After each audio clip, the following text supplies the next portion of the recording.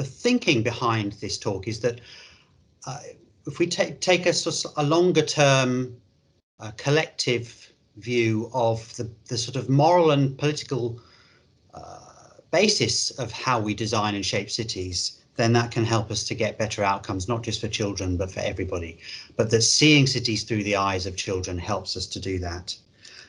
So we're often used to seeing plans and talking about planning from sort of the helicopter view, as with here. But of course, we don't live at the helicopter view, and children don't. We live on the ground. We experience urban life at ground level. And we also, children and families don't live in cities. They live in neighbourhoods. And so one of the messages of my talk is that we really need to think more about the neighbourhood as the kind of unit of analysis for our work on planning and design. And finally, when we're thinking about children's spatial lives, I think one of the things that's useful is to think about our own childhoods and the kind of relationship we had with the places around us when we grew up, and about how that's been changing.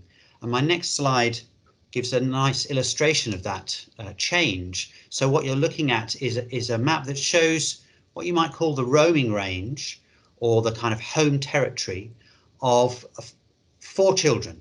And they're all 8 years old, but they're in 4 generations of the same family, and they all grew up in the same city. So that big blob that you can see that takes up most of the map, that's the roaming range of the great-grandfather in this family. So at the age of 8, he could go 6 miles across the city on his own. And then you can see how the circles shrink with each generation until you have the yellow dot at the top left here. That's the son in this family just a few years ago. So 3 generations later, he's actually allowed to go to the end of his street. Now, we know that's more of a right to roam than most 8-year-olds get these days, who are more or less confined to their homes and gardens if they have them. So what this illustrates nicely is what I call the shrinking horizons of childhood. And I think it's a profound shift, and it sort of opens up conversations about planning and design and their relationship to our lives. And that one of the reasons why this change has happened is because of the way cities are planned and designed. So first, what is child-friendly urban planning? Well, it's a concrete vision for creating healthier human habitats. And it's a synthesis, which I offer in my book, Urban Playground, of some ideas going back several decades. But at the heart of the idea is a kind of framework of the spatial qualities that make a place child-friendly. And you can see that 2-dimensional framework in this diagram here, that it's about both levels of child mobility and about kind of offers and facilities and spaces within a neighbourhood. So it's got a public space focus and looks at mobility. So let's just talk about this 2-dimensional framework and a bit more detail. So you can imagine places or neighbours being graded along these 2 dimensions around the mobility axis and the things to do axis. So if you're a neighbourhood that has very little to offer and it's very difficult to get around anyway, then you're in the cell, you're in that kind of bottom left quadrant. You might be in a place where there might be quite high levels of child mobility, but any children who can get around will just find a very boring and sterile environment. And an extreme example might be a refugee camp such as this one in Jordan. Conversely, you might live in a city where there's actually spatially a lot to do. And I visited the city of Recife in Brazil. You can see the aerial here. But in fact, so families, middle-class families, live in large numbers in these high-rise apartment blocks, and they're just a couple of blocks back from this lively beachfront that's common to many Brazilian cities. But for the families who live in that apartment and for the children who live there, their spatial lives are so constrained and they're so dependent upon adults for moving them around that the beachfront may as well be many miles away, and they're in effect growing up in a glass house.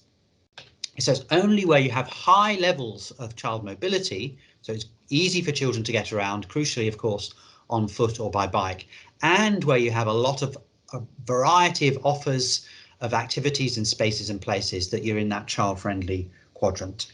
So I'm just going to flesh out that vision a bit more. That last image comes from this district, which is the eco-suburb of Vauban in Freiburg, and you can see an aerial view of it now, but also one of the streets down, if you like, inside this area. And the crucial thing about Freiburg, about Vauban, is that it, as well as being sort of medium density apartment living, master planned, it is to all intents and purposes car free. So this means that the whole of the space between the buildings, the public space, is made available for public benefit. And here's an example of one of the green spaces. One of the interesting things about Vauban is that it doesn't really have segregated play areas. It's woven play offers into what is already a very sort of green and convivial public realm. The streets are lively and active and obviously support walking and cycling. There's quite a variety of different types of public space. They're thinking, and you can see design elements for children of different ages, with and without families. And I've been lucky enough to visit Vauban twice, and the level of activity in the open air in this district is extraordinary to see. And here's a couple of images. That is indeed one of the car parks where, if you own a car in Vauban, and not many families do, that's where you have to park it. And there is also very good public transport to the rest of the city. So that's the kind of concrete picture I want you to have in your mind, and if you like, a lighthouse or a sense of the direction of travel. Now, I pull that together in a sort of diagram in the book. I'm not going to talk about this in detail, but in essence, what you've got is a sort of basic framework which is familiar to those in favour of sustainable, compact urban planning. A child-friendly layer of additional design and planning elements that really enhance the qualities of this neighbourhood for children. Now, in my book, I was drawing on some case studies from cities that have taken this vision and this idea seriously. They may not be particularly child-friendly right now, but they have invested serious time and money and energy into becoming more child-friendly and going beyond just pilot studies and one-off engagement exercises. You can see a list of them there. I'm not going to talk in any detail about any of them, but I do want to share with you some of what I was interested in was why is it that these cities decided, why did the municipalities decide to get interested in this topic? And when I spoke to city leaders, I found that the cities I looked at fell into three broad groups around their own rationale and interest for child-friendly planning. So there was a group of cities that were primarily interested in children's rights, children's health, so outcomes for children. And you can see that in this circle of cities here. There was a group of cities that were interested in the connections between child friendliness and sustainability. And really this insight that if we ask ourselves what a child friendly neighbourhood or city looks like, it looks a lot like a sustainable one. And then there was a third group of cities, in some ways the most interesting, who saw hard-nosed economic and demographic reasons for being interested in how cities are for children, and that they grasp this insight that a city that is not able to attract and retain families is a city whose long-term economic prospects are bleak. But one final takeaway from this Venn diagram is most of the cities that I looked at saw multiple reasons for engaging in this. So there were win-wins on offer, and I think that's a real something that does a strong reason for looking at child friendliness. I just want to say a bit more about some of these aspects, and I want to talk about child health. We're talking at a public health seminar. It is clear that poor planning harms all of us, but harms children more than others, and at the extreme can be devastating for families. And I'm speaking to you from London, where, and I take no pride in this at all, where there was an inquest a year or so ago that found that poor air quality was a causal factor in the death of an 8-year-old child. And this is, I think, a shameful fact for any so-called developed city in the 21st century. We also know that traffic and road danger is the leading cause of death around the world. It's a huge problem. But even in high-income countries, it's still a significant cause of fatalities of children, as in that statistic from Sweden. And we also know there are very high social inequalities, with poorer children at much greater risk than more wealthy ones. On a more positive note, we know that there are strong connections between the quality of children's spatial lives and their well-being. So this is some statistics from UNICEF that showed that across a range of different countries, those children who were able to play out daily had significantly higher happiness scores. So this is big data sets looking at their subjective well-being, and higher levels of subjective well-being than children who are able to play out only rarely. So there's a strong public health evidence base to support this vision of child-friendliness. We also know that this vision fits well with what children themselves tell us about what they like and what they don't like about where they live. And I think a pretty close mapping between children's views and this concrete vision that I'm offering. So if you pull it together, you have the idea that I think is nicely encapsulated in this quote from Enrique Peñalosa, the former mayor of Bogota, who transformed that city, which is this idea of children as being an indicator species. And if you think back to that district of Vauban I talked about, I think that's an example of actually this is not just a sort of figure of speech. It's literally the case that a neighbourhood or a district where there are high levels of children out, active and visible in streets, different ages, with and without their parents, is a sign of the health of that habitat, in just the same way that seeing salmon in a river is a sign of the health of that habitat. So where are we in the UK? Well, of course, the planning system is devolved, as is public health, as we've just heard. There's a useful report from the RTPI that dives into this detail in the 4 nations.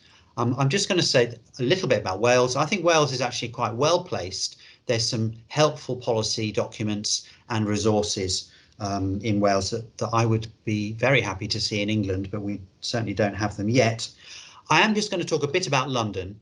London does have a clear spatial plan with a policy about child-friendly planning. You can see the bullet points there. This has been evolving over 10 years or more. I was involved in the original version, and I think it's a useful case study. It's been recently strengthened, and this is now actually part of the London plan itself. It used to be separate guidance. I'd like to know more about the kind of impact on developments of this policy, in particular this quite strong benchmark quantitative standard, this requirement to create 10 square meters of playable space per child. But I think it's a useful thing for those of you working at the municipal level to have a look at. And just a flavour of some of the things that have been happening in London. On the left, we have a rather intriguing Play Street. So this is a former street that's been pedestrianised as part of a regeneration project in King's Crescent in Hackney. On the right, you can see a quite adventurous play space as part of the Queen Elizabeth Olympic Park in East London, just down the road from where I live. Right in the heart of the City of London, this is a high profile, this is before and after images of Aldgate Square, one of the more prominent public spaces in the City of London that's been really transformed to be a sort of multifunctional public space. And interestingly, this project is right outside one of the few primary schools right in the heart of the City of London, and children from that school were involved in the planning for this project. A couple more projects from a regeneration programme in the EC1 area of London. This is a new housing development in in Ipswich that takes some of the same ideas from Vauban about taking cars out of the picture. Just turning to Wales, a couple of examples. This is a very small scale one from Park Pulis in Conway. A really nice retrofitting of a social space outside a school. And at a much bigger scale, I'm working with Cardiff City Council on their approach to child friendliness, and we're going to be, and I'm interested to hear about developments like this one, the Curran Embankment in Cardiff, which again, like Vauban, has ambitions to take cars out of the picture and get the public realm doing a better job. So very briefly, some thoughts on making it happen. I say a lot about this in my book, but I just want to pick out a couple of points. One is that I think policies, of course, are important, but people are perhaps even more important. When I say people, I mean municipal officers who make things happen. And I also think this is not a technical challenge. This is really ultimately a moral and political challenge. And that's picking up on some of the comments that Michael made earlier. I offer in my book what I call a hub and spoke model for implementing child-friendly programs in cities. I won't talk at it in detail because time is running short, but at the heart of this implementation model is a municipal official. And time and again in the cities that I visited, what led things to happen and led progress and momentum to be built up was an engaged, effective officer. But I just want to pick up that moral point, that a children's lens, I think the strongest case for bringing a children's lens to planning is that it helps to build a long-term collective vision of the direction that we need to go into to make cities work better. And that, as this quote from a Norwegian civil servant points out, that thinking about children and their experiences of the city helps to sugar the pill. It helps to build the case for measures that we know we're going to have to make to create more healthy, equitable, inclusive and sustainable cities. Thank you.